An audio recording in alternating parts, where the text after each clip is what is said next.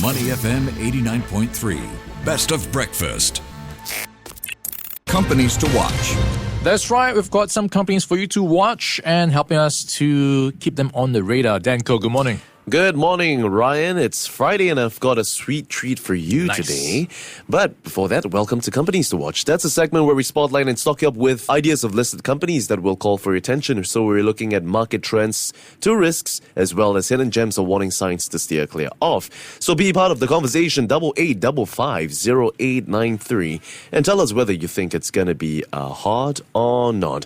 Ryan, how much of a sweet tooth do you have? None then. I try not to because I'm getting older and all that sort of thing. Yeah. So I try to keep it to special occasions. Okay, special occasions. What kind of sweet treats do you like then? That's a good question.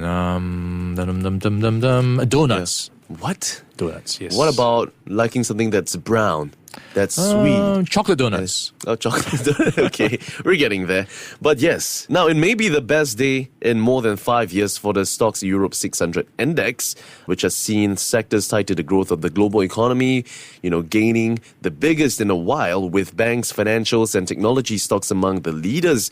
But not everyone is partying today like the rest of them. Shares in bulk cocoa and chocolate manufacturer Barry Callebaut have plunged by a record 25%. So returning to the world's leading manufacturer of high-quality chocolate and cocoa products, headquartered in Switzerland. Heard of this company before? Have you tried any of their chocolates? Yeah, I think it's one of the biggest chocolate companies around that you might not have heard because they're behind the scenes and in many countries.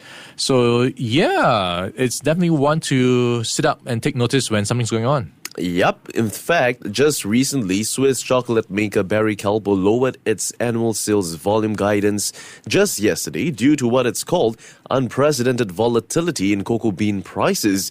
That's sending its shares falling more than 20%, on track for their biggest one-day drop ever.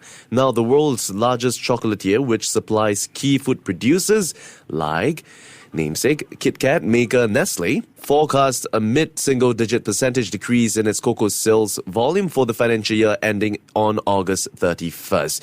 Now, it had previously said that it expected the sales volume to fall by a low single-digit percentage amid the exceptionally high prices of the raw material. But historically, Ryan, high raw material prices mean that the chocolate maker sells less product and still earns more of it.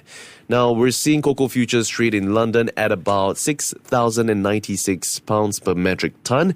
That's down from the yearly high of £9,000 in January, coming as climate change and years of insufficient planning, brewing up the perfect storm for farmers in Western Africa, which is accounted for roughly 70% of global cocoa supplies. And Barry Callebaut, whose ingredients are used in 1 out of 4 chocolate and cocoa products that's consumed worldwide, they posted a volume decline of 4.7% to 1.08 million tons in the first 6 months of the year. How do you feel about that? Are people eating less chocolate or something? Yeah, I think you've got a couple of factors playing here. One is, of course, the appetite, maybe curbed to some extent with prices going up, and then you've got people tightening their purse strings for various reasons. So you don't really need chocolate per se. It's like a luxury item or nice to have. Yeah, it seems like people are getting healthier as well, right? I think a bit more health conscious, in fact. But that being said, though, it reiterated that it expects a double-digit percentage rise in recurring core earnings in constant currency this year. And it's worth noting that in the first half, that figure had actually fallen by 2.9% to about $386 million. Now, on a regional basis, though, the chocolate group stated that its strongest performing region in volume terms was within Latin America. That was up 7.5%, while Asia Pacific, Middle East, and Africa attained 1.8% gains. So it does seem like these areas, the appetite for chocolates is still rising, but there was a decline in North America with 2.3% drop, and figures for West Europe in sales volumes were down 7.6%. And like you've said, Ryan, consumers' household budgets have been affected by uncertain economic conditions. And the prospect of US tariffs, of course, has also introduced another factor of uncertainty for the industry, with the Ivory Coast initially facing taxes at more than 20%. So chocolate houses like them are certainly not an exception to these tariffs that we're seeing playing out in recent days.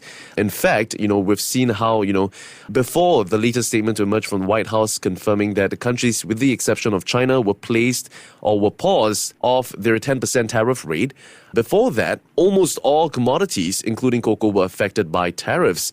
So in the next about 3 months or so, we're going to see whether this will play out nicely for the chocolate house. In fact, tariffs are likely to be mostly passed through to consumers. So the question would be, are you willing to pay more for your chocolates, Ryan? Yeah, it's a good question. So typically people might think, hey, chocolate is a good, cheap option to find some comfort or enjoyment. Yeah. So in some sense, it's recession resilient. Yeah. But now the back-end costs, labor, overheads, all that's going up. So margins are being compressed. So as a chocolate maker, it's not that easy around business anymore. Yeah, it's tough for that because chocolates are actually pretty expensive these days, I must say. But that being said, I'm going to give my verdict for today, and I'm going to go with a not. What about you? Yeah, same here. I'm not hot about chocolate right now. Even though I love chocolate, I can't really get behind it at the moment. Yeah, that's tough. All right. And across the board, a consensus rating, it's a little bit different from what we're seeing, though. Tip ranks Yahoo and Barron's as of the 11th of April. They're giving it a buy rating for Barry Callebaut. And that's all we have for today's Stock in Focus. Now, Ryan, did you know that chocolate was used as a currency in the past? Now, the Mayans used cocoa beans as money, and they paid for food, taxes, and clothes with these cocoa beans. In fact, they even used these cocoa beans as gift offerings. Kinda cool, huh? That's quite cool. I can't imagine carrying around cocoa in my pocket just to buy stuff and the closest I can think of would shopping. be the gold chocolate coins that actually, the one they put inside the ang pao. But do you know what is the weight of the world's largest chocolate bar? 1 kilogram? The heaviest, Ryan. Why would anyone make such a huge chocolate bar? I mean, just for fun, right? Because people like to test their limits. 50 kilograms? 12,000 pounds, Ryan. Wow. That was created in the UK. So what do you call a mummy dipped in chocolate? Chocolate mummy. Ferrero Rocher. Okay, what's a girl's favorite brand of chocolate? What? Cadbury. Hershey. Oh, it's close. All right, and that's all we have for Barry Callebaut. Before acting on the information on Money FM, please consider if it's suitable for your own investment objectives, financial situation, and risk tolerance. To listen to more great interviews, download our podcasts at audio.sg or download the audio app. That's AWEDIO, audio at the App Store and Google Play.